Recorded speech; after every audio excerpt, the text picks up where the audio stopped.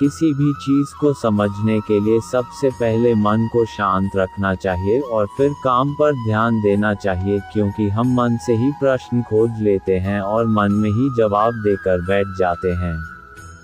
भगवान कृष्ण ने मन को शांत रखने के लिए दो चीजें बताए हैं। भगवद गीता में भगवान श्री कृष्ण कहते हैं, मन का बेचैन होना उसका स्वभाव है। हमारे मन को लगता है कि अगर वह अलग अलग बातों के बारे में सोचता रहेगा तो हमें आने वाली हर मुश्किल और मुसीबत से बचा लेगा, पर ऐसा होता नहीं है। हम अपने जीवन का काफी अधिक समय सोच विचार करके परेशान होने में निकाल देते हैं। भगवान श्री कृष्ण कहते हैं कि मन का यह स्वभाव बदलना मुश्किल जरूर है, असंभव नहीं। अच्छा, अब आप एक बात बताएं, क्या आप कोई को कह सकते हैं कि वो कांव कांव की आवाज ना करे?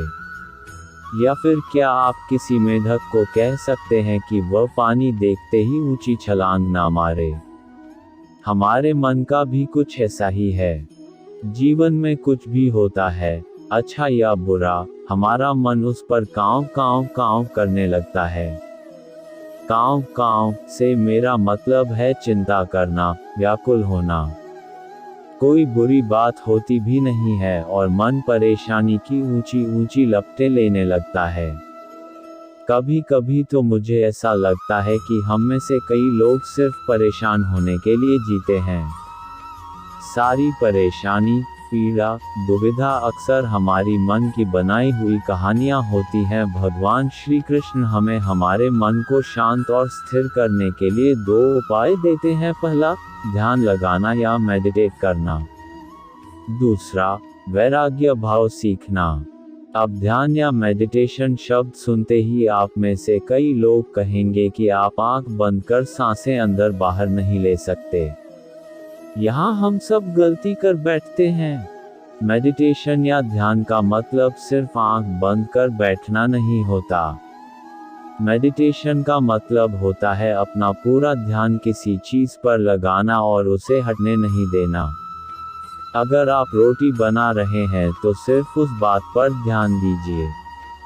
अगर आप पिक्चर देख रहे हैं तो अपना पूरा ध्यान पिक्चर पर लगाएं।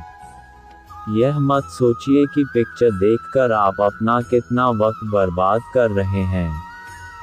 जब आप जीवन के हर छोटे बड़े काम को पूरे ध्यान से करते हैं तो आपका जीवन ही एक मेडिटेशन बन जाता है। ऐसे जीवन में शांति, स्थिरता, साहस और सफलता का होना अनिवार्य है। वैराग्य भाव दूसरा उपाय। वैराग्य का अर्थ यह नहीं कि आप सब कुछ छोड़कर जंगल में जाकर बैठ जाएं। वैराग्य का सच्चा अर्थ है कि आप जो काम कर रहे हैं उसका क्या नतीजा या रिजल्ट निकलेगा उसकी चिंता ना करें। जैसे अगर आपने कोई इंटरव्यू दिया, आप यह कर सकते हैं कि पूरे मन से तैयारी करें और अपना बेस्ट देकर आ जाएं। वह नौकरी मिलना या ना मिलना आपके हाथ में नहीं है। इस नतीजे के पीछे अलग अलग चीजें हैं जो आपके बिल्कुल कंट्रोल में नहीं। तो जिस चीज के बारे में आप कुछ कर नहीं सकते, उसके बारे में चिंता भी ना करें। यही वैराग्य का सच्चा मतलब होता है। और यही है भगवान श्री कृष्ण का दूसरा उपाय। मन को चिंता की लपटों से बचाने का। याद रखिए, आप पूरे के पूरे इंसान हैं। समझदारी, संयम और कुशलता से भरे इंसान। आपका मन जब भी कोई की तरह अलग अलग बातों पर आपको परेशान करने लगे, तब अपने मन को भी प्यार से समझाए और शांत कर लीजिए। बस अपने ऊपर विश्वास रखिए कि आप कभी अपना बुरा नहीं होने देंगे। कमजोर को कभी नहीं सताना चाहिए। यह सबसे बड़ा पाप है। ऐसे व्यक्ति को प्रभु कभी माफ नहीं करते जो कमजोर को सताता है। कहावत है कि भगवान के यहाँ देर है, अंधेर नहीं। भगवान की लाठी में आवाज नहीं होती।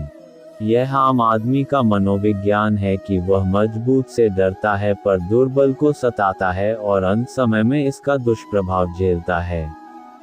अक्सर सशक्त व्यक्ति मजबूर और लाचार लोगों का शोषण करते हैं। जीवन में परेशानियां तभी आती हैं जब उसे सहन करने लगता है। हर समस्या का अगर डटकर सामना करेंगे तो समस्याओं का समाधान भी होगा और धीरे धीरे समस्याएं खत्म भी होने लगेंगी। इस लेख के माध्यम से समझते हैं कि जीवन में दुर्बलता कितना बड़ा अभिशाप हो सकता है। इस संदर्भ में कबीरदास जी का दोहा है, दुर्बल को न सताए जौ की मोटी हाय, मरी खल की सांस से लेहा भस्म हो जाए। काफी सार्थक है। कबीरदास जी कहते हैं किसी को निर्बल समझकर उसका शोषण नहीं करना चाहिए, क्योंकि उसकी हाय का असर कहीं न कहीं होता है। शक्तिशाली व्यक्ति को कभी अपनी ताकत के घमंड में चूर होकर किसी अशक्त पर अत्याचार नहीं करना चाहिए। दुखी व्यक्ति की बददुआ से समस्त कुल का नाश हो जाता है। रावण, कंस, होलिका, हिरण्यकश्यप आदि इसके ज्वलंत उदाहरण हैं। सभी को ईश्वर की कृति समझकर उनका सम्मान करना चाहिए। हमेशा अपने हृदय में भगवान को स्थापित करना चाहिए, क्योंकि उसके स्मरण से समस्त पाप का अंत हो जाता है। जब हृदय में पवित्र विचारों, सद्कार्यों का स्थान होता है तो पाप और अवगुण अपने आप ही दूर होते चले जाते हैं। देह का रंग देखकर गर्व मत करो, यह भले ही कितनी भी सुंदर हो, इसे एक रोज समाप्त हो ही जानी है। एक बार देह को छोड़ देने पर फिर इसे प्राप्त नहीं किया जा सकता है। किसी वस्तु को देखकर गर्व नहीं करना चाहिए, चाहे वह पद, शक्ति, धन, साम्राज्य ही क्यों न हो, कारण कि जीवन की अंतिम सच्चाई मृत्यु है। इसलिए प्रभु की भक्ति ही जीवन का आधार है। जब प्राणी दुखी होता है तब उसे हरि की याद आती है। दुख में ईश्वर को याद करता है, सुख में भूल जाता है। दुनिया में सभी वस्तुएं एक समान हैं और उन सबका सम्मान होना चाहिए। इसलिए सबल, निर्बल सभी को एक नजरिए से देखने की दृष्टि होनी चाहिए। एक कहावत है कि दुर्बलता एक अभिशाप है, क्योंकि ऐसा व्यक्ति ही हर तरह की मार खाता है। शरीर और मन दोनों की अशक्तता कौन अधिक बड़ा अभिशाप है, यह बताना कठिन है, पर इन दोनों शक्तियों का समन्वय ही सफलता का कारण रहा है।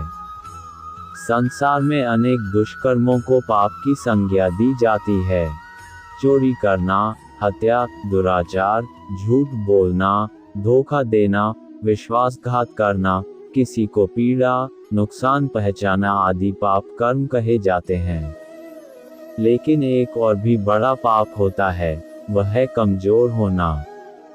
दुर्बलता से अन्य पापों को प्रोत्साहन मिलता है। निर्बल आदमी ही पाप में जल्दी प्रवृत्त होता है। स्वामी विवेकानंद ने कहा है, कमजोरी कभी न हटने वाला बोझ और यंत्रणा है। इसका नाम ही मृत्यु है। हमारे बहुत से दुखों का कारण भी यही है। सारी दुर्जनता निर्बलता की ही देन है, जिसमें कोई शक्ति नहीं है। इसलिए साहस सबसे बड़ी सबलता है। जिसमें साहस नहीं, वह अपने या अपने पड़ोसी पर होने वाले अत्याचारों के विरुद्ध कैसे आवाज उठा सकेगा। अत्याचार सहन करना, उसे समाज में होते देखना भी कम बड़ा अन्याय नहीं है। इससे दूसरों को अन्याय करने का प्रोत्साहन मिलता है। इस संघर्ष प्रधान संसार में ससम्मान जीवित रहने का हक उन्हीं को है, जो शक्तिवान है।